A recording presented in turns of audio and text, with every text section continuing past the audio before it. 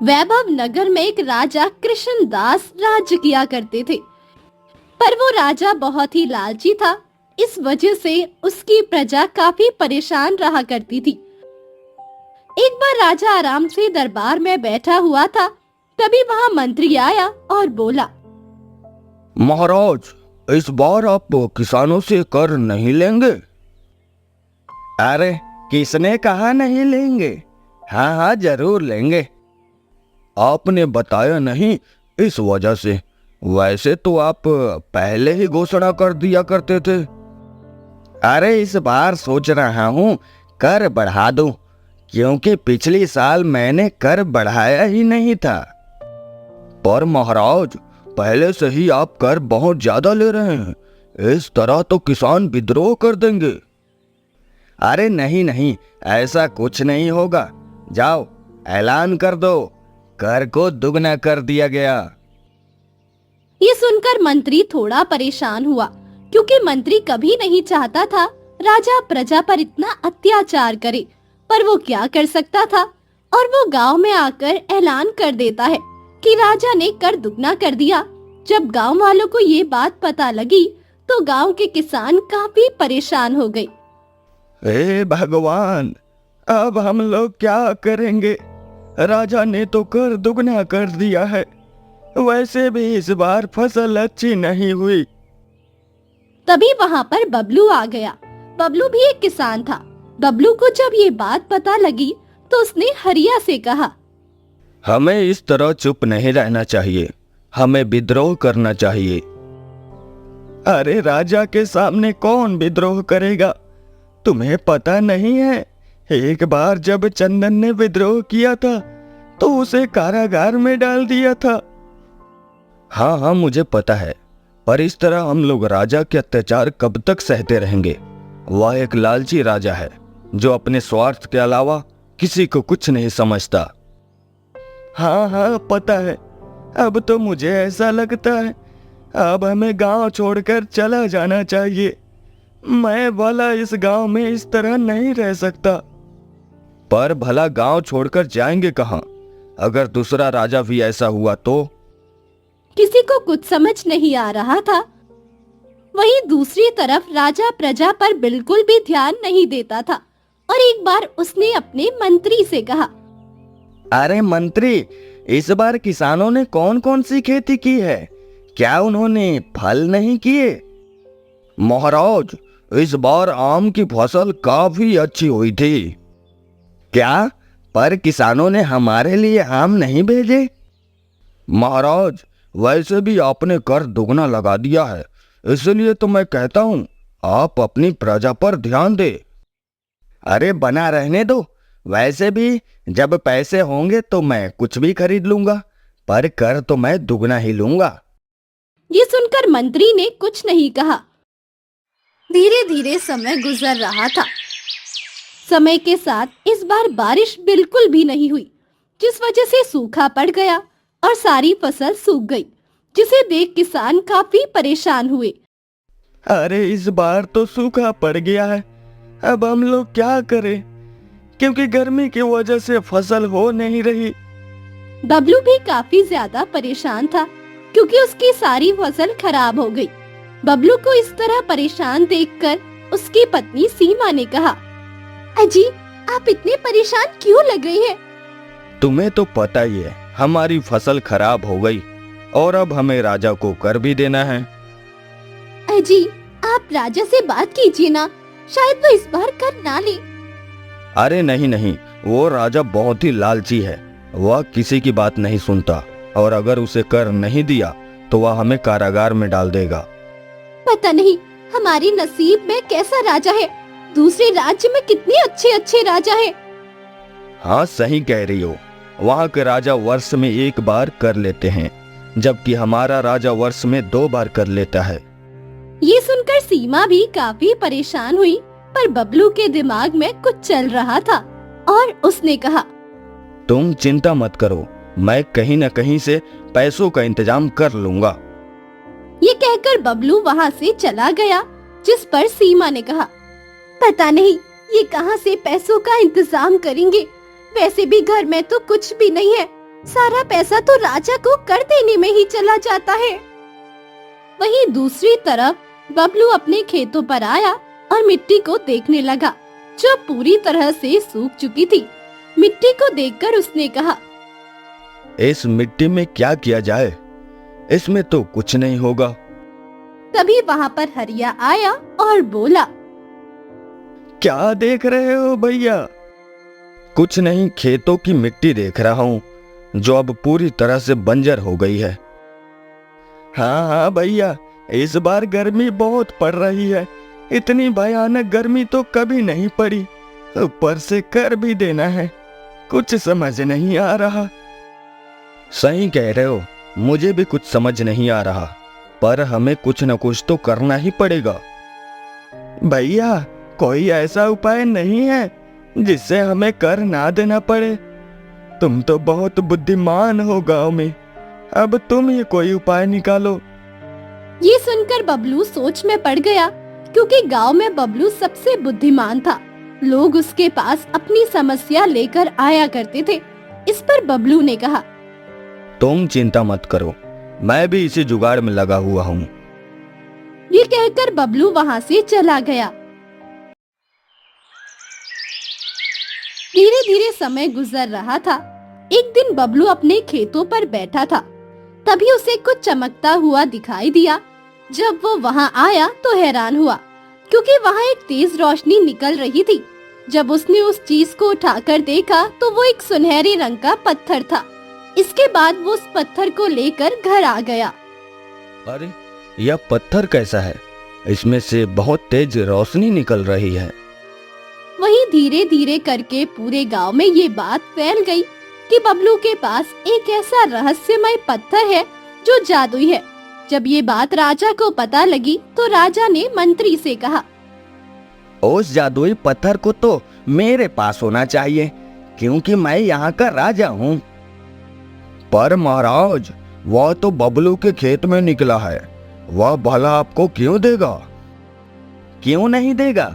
उसे मेरे पास बुलाया जाए, मैं उससे बात करना चाहता हूँ। हाँ हाँ ठीक है महाराज, मैं अभी उसे संदेश भेजता हूँ।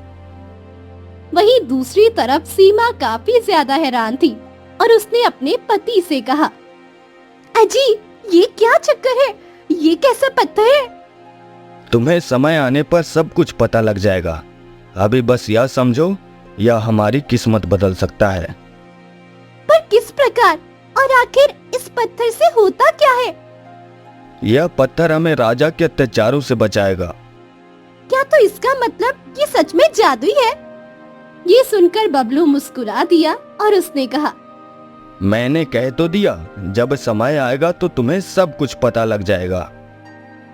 तभी किसी ने बबलू का दरवाजा खटखटाया। सीमा ने दरवाजा खोला तो वहाँ पर मंत्री था। मंत्री को देखकर सीमा थोड़ा हैरान हो गई। अरे मंत्री जी, आप हमारे घर पर?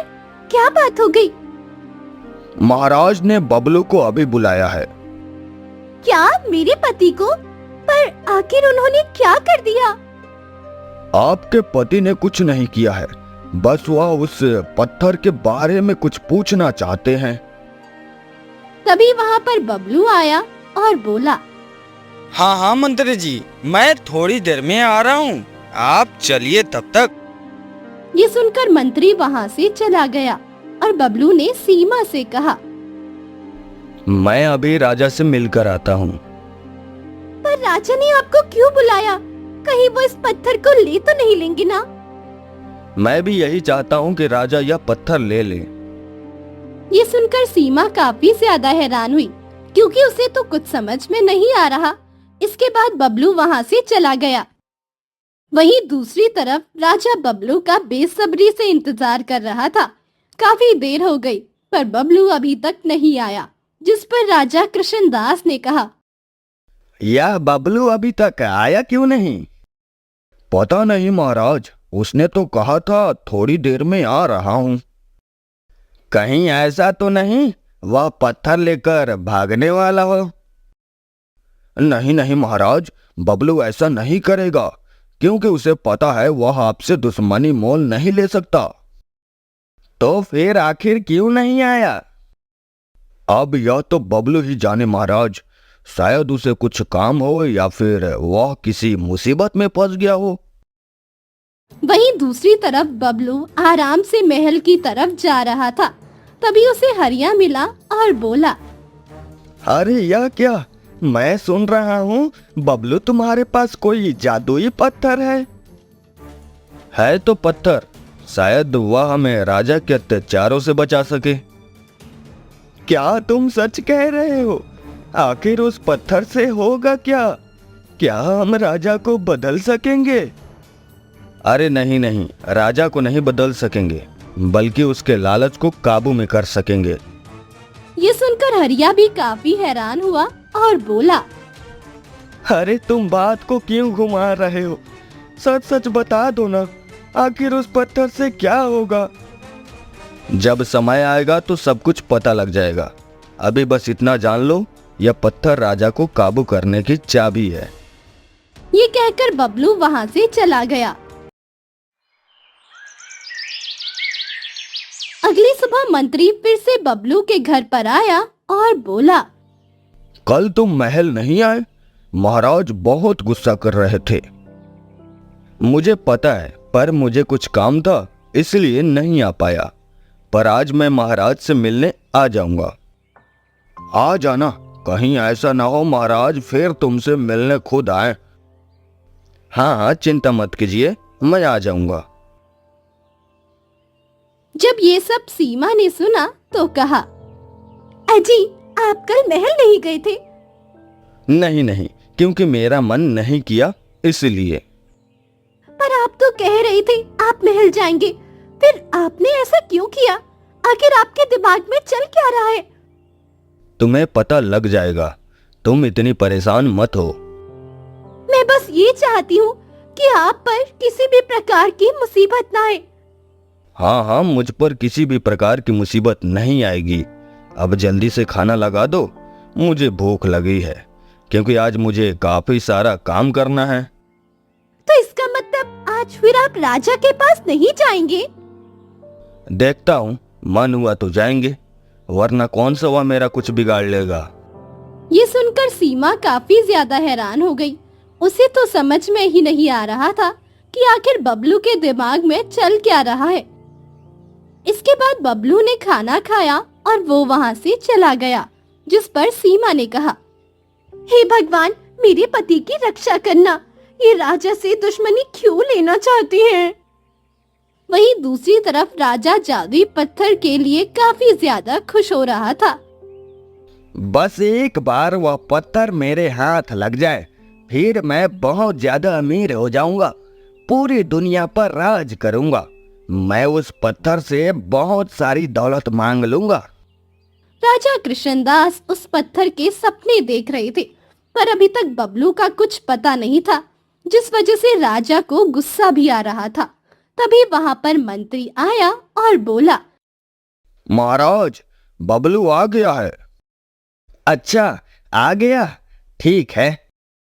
इसके बाद राजा बबलू से मिले और उन्होंने बबलू से कहा, मैंने सुना है तुम्हारे पास कोई रहस्यमयी पत्थर है। हाँ महाराज, है तो पत्थर, वह मुझे मेरे खेतों में मिला।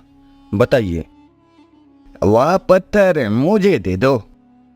पर क्यों महाराज, वह पत्थर मैं आपको क्यों दे दूं? क्योंकि वह तो मेरे खेतों में निकला है। तो क्या हुआ, मैं यहाँ का राजा हूँ, तुम्हें मेरी आज्ञा माननी ही पड़ेगी। नहीं नहीं, या तो आप अन्याय कर रहे हैं, और वैसे भी वह जादुई पत्थर है। अगर आपने मेरे साथ कुछ भी गलत किया तो आपको पता नहीं मैं आपके साथ क्या क्या करूंगा। ये सुनकर राजा कृष्णदास थोड़ा हैरान हुआ और उसने बबलू से कहा, अरे तुम तो बुरा मान गए, मैं बस यह कह रहा हूँ, तुम मुझे वह पत्थर दे दो, उसके बदले तुम चाहे कुछ भी ले लो। ये सुनकर बबलू ने थोड़ा सोचा और कहा, ठीक है, तो मैं बस यह चाहता हूँ आप गांव वालों का कर माफ कर दीजिए, और आप अब से कभी भी 2 बार कर नहीं लेंगे, बल्कि 1 बार ही लेंगे। ये सुनकर राजा थोड़ा हैरान हुआ। काफी सोचने पर राजा ने कहा, ठीक है, मुझे तुम्हारी शर्त मंजूर है। नहीं नहीं, ऐसे नहीं, आपको पूरे गांव वालों के सामने यह बात कहनी पड़ेगी। ये सुनकर मंत्री मन ही मन काफी हैरान हुआ, साथ ही वो मुस्कुरा भी रहा था। इसके बाद राजा ने कहा, ठीक है, मैं ऐलान करता हूँ, आज से एक बार ही कर लिया जाएगा और इस बार का कर माफ होगा। ये सुनकर बबलू काफी ज्यादा खुश हुआ और इसके बाद उसने उस पत्थर को दे दिया और कहा, महाराज, अभी तक मैंने इसे इस्तेमाल नहीं किया, आप देखना यह किस प्रकार जादू करता है। और हाँ, यह लालची लोगों के हाथों में काम नहीं करता। ये कहकर बबलू वहाँ से चला गया, जिस पर राजा पत्थर को लेकर काफी खुश हुआ। वहीं घर आने पर सीमा ने कहा, अजी, वो पत्थर कहाँ गया? वह पत्थर तो मैंने राजा को दे दिया। पर क्यों? वो तो बहुत कीमती था ना। अरे ऐसे पत्थर तो मैं बहुत सारे बना लूंगा। ये सुनकर सीमा काफी हैरान हुई और बोली, क्या? मैं कुछ समझी नहीं। अरे यह सब तो मैंने उस लालची राजा को सबक सिखाने के लिए किया था। अरे एक रात मैं बैठा हुआ था, तभी मैंने देखा चांद की रोशनी से एक पत्थर चमक रहा। तभी मेरे दिमाग में एक उपाय आया और मैंने एक पारदर्शी पत्थर को सूरज की रोशनी में रख दिया, जिससे वह पत्थर सूरज की रोशनी में चमकने लगा और सभी को लगा कि मेरे पास जादुई पत्थर है। और फिर मैंने राजा को सबक सिखाने के लिए उस पत्थर का सहारा लिया। ये सुनकर सीमा काफी ज्यादा खुश हुई। वहीं जब दूसरी तरफ राजा ने उस पत्थर का इस्तेमाल करना चाहा, पर वो काम ही नहीं किया, जिस पर राजा ने कहा, अरे यह काम क्यों नहीं कर रहा? काफी देर तक पत्थर को हिलाने पर भी काम नहीं किया। इस पर राजा ने कहा, लगता है मुझे अपने लालच की आदत छोड़नी पड़ेगी, तभी मैं इस पत्थर को इस्तेमाल कर पाऊंगा। ये कहकर राजा ने उस पत्थर को संभाल कर रख दिया और उस दिन से राजा ने लालच करना छोड़ दिया और वो प्रजा की देखभाल करने लगा। राजा को इस तरह बदला हुआ देखकर सारी प्रजा काफी ज्यादा खुश थी। वहीं बबलू भी बहुत खुश था, क्योंकि उसका उपाय काम कर गया।